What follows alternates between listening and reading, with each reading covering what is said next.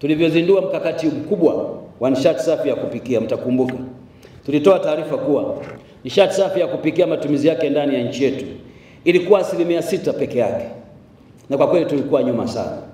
Tumetekeleza mkakati huu kwa kipindi cha mwaka mmoja.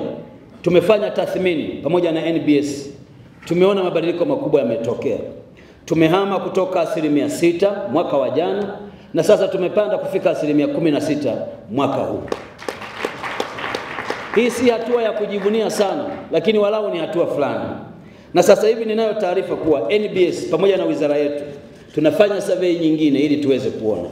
Natoa wito na maelekezo kwa Wizara ya Nishati na kupitia kitengo chetu cha tathmini na ufuatiliaji serikalini, kila robo tunapokutana lazima tupate tathmini, tumeongeza watu wangapi tuliowahamisha kwenye matumizi ya nishati isiyokuwa safi wamekwenda kwenye nishati safi ya kupikia, ili tutoke kwenye ule utaratibu wa kusema tu kwamba imekuwa hivi. Tuje tuzungumze watu hawa kwa namba zilizofanywa utafiti kisayansi, ili tujue nguvu yetu tunaipeleka wapi. Na Mheshimiwa Katibu Mkuu pamoja na kitengo chako, ninaomba hili jambo tulipe msukumo mkubwa, kwa sababu kwa kweli tunadaiwa hesabu za kutoa kwa Watanzania. Mheshimiwa Rais ameshatupa kila aina ya nyenzo, kila aina ya mahitaji tulionayo. Mkitaka kujua ukubwa wa mkakati huu, angalieni gharama itakayotumika urani mkakati huu. Mkakati huu utatumia shilingi bilioni 130 kwa kipindi chake chote. Si fedha kidogo. Tunahitaji kuona sasa kila mtu anazungumza nishati safi ya kupikia. Ningependa nianze kuona radio sports, jingles nyingi kwenye TV, matangazo kwenye magazeti, na hasa kwenye influencers wengi tunazungumza matumizi ya nishati safi ya kupikia. Tukifanya hivyo tutawabadilisha watu wetu. Shida ya nishati sio kuwa safi, madhara yake hayaonekani mara moja, na kwa hiyo watu wengi hawayaoni mara moja. Ingekuwa inaua haraka kama corona ama kipindupindu, ni rahisi kumwambia mtu ona hao wamekufa. Lakini shida ya nishati sio kuwa safi, inaua polepole. Madhara yanayotokea wakati mwingine watu hatayahusisha na mambo mengine, lakini ukweli ni kwamba ni kwa sababu ya matumizi yasiyokuwa safi. Misitu yetu inaisha, tunatengeneza ujangwa kwenye nchi yetu.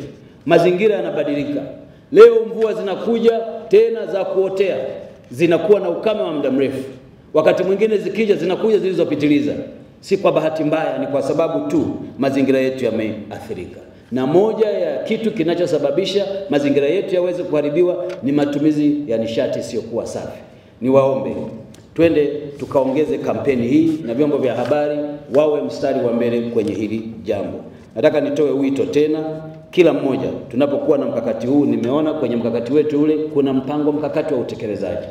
Naomba mkakati huu tuufanyie roadmap yake, tuanze kufuatilia hatua kwa hatua. Kama kuna jambo litakiwa kufanyika mwezi Juni, lifanyike bila kisingizio. Jamani, wameshatuletea na magari kwa ajili ya kampeni hii.